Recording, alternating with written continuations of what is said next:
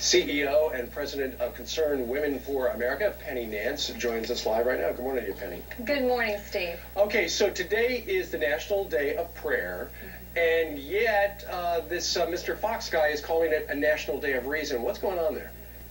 Well, I'm not sure. I mean, he comes from North Carolina, which has the 7th highest church attendance. Clearly, he's not running for re-election since he's up for transportation secretary. But, you know, G.K. Chesterton said that the Doctrine of Original Sin is the only one in which we have 3,500 years of empirical evidence to back up. Clearly, we need faith as a component, and it's just silly for us to say otherwise. You know, the age of Enlightenment and reason gave way to moral relativism, and moral relativism is what led us all the way down the dark path to the Holocaust. And I just got back from Jerusalem, where I saw Yad Vashem, which is the Holocaust museum there, where there was thousands and thousands of shoes of little children who died in that. 1.5 million. Dark periods of history is what we arrive at when we leave God out of the equation. Now, Penny, we should point out that this National Day of Reason was created by the American Humanist Association, an atheist organization.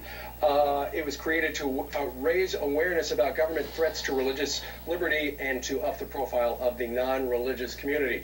Well, what's troubling to some, though, is that they would take the National Day of Prayer and then essentially co-opting it by saying, okay, it's also a National Day of Reason. It looks like they're just trying to get some publicity to get us talking about it. Well, and they succeeded. Here we are. But what a great opportunity to talk about the difference. You know, John Adams said that our Constitution depended on a moral and religious people. By contrast, Mao said that morality arrives at the muzzle of a gun. We must have faith. Wow. The age of enlightenment and reason led to the Holocaust? That not only is the most ignorant thing I've ever heard on Fox News, that may be the most ignorant thing I've ever heard. Enlightenment brought us philosophy, culture, the arts, modern farming and agricultural techniques, the scientific method, medicine. I wonder, does she pray or go to the doctor when she gets sick? Education in Germany and France and Scotland. The Enlightenment led to increased schooling.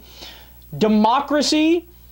I mean, there were the roots of it that go further back, but it was expanded tremendously under the Enlightenment because intellectual debate and independence and individualism became a cornerstone, became a virtue during the Enlightenment. I mean, the list of positives from the Enlightenment is fucking endless. Technology, I mean, we can go on and on and on. And what has religion brought us? It's the great quote from Bill Maher I go back to time and time again. Most wars, the Crusades, the Inquisition, 9/11, arranged marriages to minors, blowing up girls' schools, the suppression of women and homosexuals, fatwas, ethnic cleansing, honor rape, human sacrifice, burning witches, suicide bombings, and the systematic fucking of children. Now, does that mean that religion has done no good? No, of course not. There's plenty of people who do well in the name of religion, and it is a reason, they view it as a reason to treat other people kindly. Of course that those things exist. But also, these things exist, right? And then it's the same tired, bad arguments that they make, and they've been making them for years now, of, well, Hitler and Stalin, Mao, they were religious. I mean, they were non-religious. That doesn't mean that the Enlightenment led to them. And furthermore, if you want to take the case of Stalin, you could argue communism is a state religion. So yeah, it was inherently irrational. And Hitler, by the way, he was a Catholic. He went back and forth in his life through times when he wasn't very faithful and didn't practice, and when he did, but he was a Catholic. And then furthermore, one could argue he did have a religion, which was the extreme right-wing ideology of fascism, and also eugenics, which isn't science. That's not born from the Enlightenment. In fact, it's the exact opposite. It's only the worst perversion of science we've arguably ever seen, because they pretend like it's science, but it's no such thing. God, man.